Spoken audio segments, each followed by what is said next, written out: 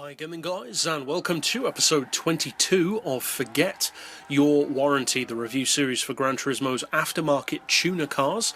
These are sometimes competition machines, be it drifting, racing, time attack. Sometimes they're just examples of what a tuning company has to offer, such as some of the mines vehicles, etc. And it's very rare in this series that I can genuinely say that a aftermarket version of a car is genuinely better than the production model from the company. 9 times out of 10, the aftermarket version is a slower vehicle, more often than not, in particular for top speed, than the normal car. And that's definitely the case with all of the aftermarket Skylines. They are all less powerful and significantly slower than the newer R34s. Now, on this occasion, I'm very happy to be able to say that this is a vehicle which is significantly better than the production model. Now, I am not a huge fan of the Toyota Celica. I respect the car, especially in its older forms, because of its rallying ability. This particular model went down the slightly obvious path, but a slightly unfortunate one, I think. The ST185 and the ST205 Celicas are brilliant performance cars. They are rally cars for the road. This Celica, the ZZT231 Celica, is not. It's not even close. It's a front-wheel drive, I hate to say it, generic coupe along the lines of the Hyundai Coupe, the Mitsubishi FTO, and various others. Not that those are bad vehicles. I love the Mitsubishi FTO. The Celica is certainly a great looking car, and it's not difficult to see why it's sold well. But it's just a disappointment to a hardcore performance car fan. Even somebody who's not a huge Celica fan, just what a backstep this Celica took from the previous models. They were brilliant cars, and significantly faster than this one, also significantly more powerful. Now, that being said, even the normal version of the Toyota Celica does have some pretty good specs, and we will cover that car in another future series. But this version is so much better than that car, and I'm so happy to be able to say that, because it seems very often in this series that I'm saying, well, you could buy this model if you want slightly different looks, but apart from that, it's not really any better. And unfortunately, that sentence covers most of the cars in this series, especially the ones that aren't competition-based. With this car, though, that couldn't be further from the truth. In fact, it's the exact opposite. This is better in almost every way than the Toyota version. Now, consider what you get. First off, there's the price. This is a cheap aftermarket car. 22,000 credits is very, very cheap. That's even cheaper than some cars which you'd probably expect to be cheaper, such as the Spoon Civic and various others. Now, for 22 grand, you couldn't really go wrong.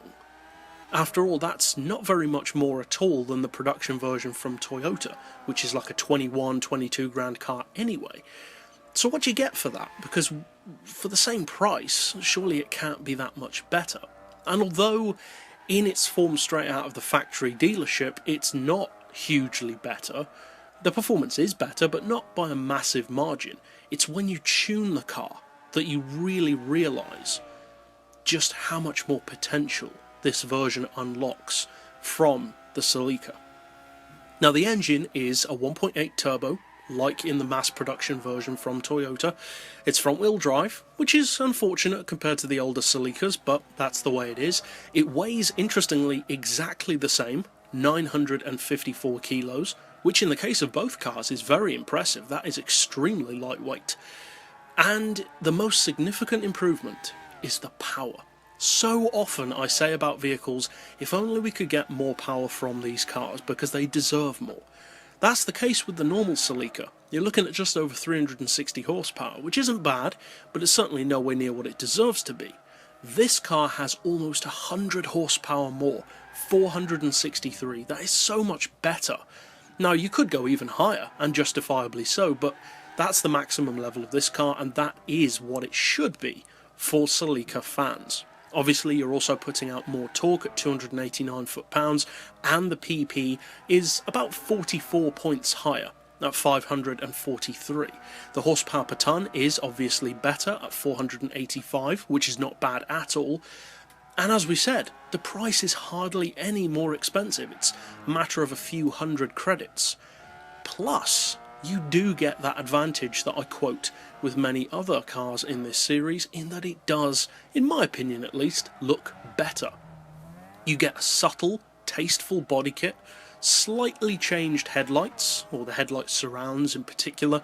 The wing is a little bit different, and just the overall look is a little bit more aggressive, a bit more stylised, and less bland than the normal Celica. The Celica has a great shape to work from, but you don't have anything to work from on Gran Turismo. That's just the way it is, and you can't modify it. So the fact that this car is pre-modified is useful.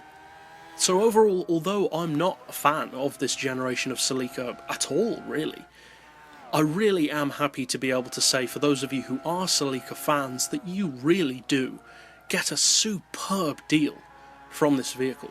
If you are a Celica fan, and this is probably the first time in this entire series, maybe the only time in the entire series, that I'll be able to say I would recommend this aftermarket version more than the production version from the dealership. It is unarguably a better car in almost every way. And even the ways that it's not strictly better, it pretty much breaks even. So that's it overall for this particular pick. I'll see you guys next time, and as always, thanks for watching.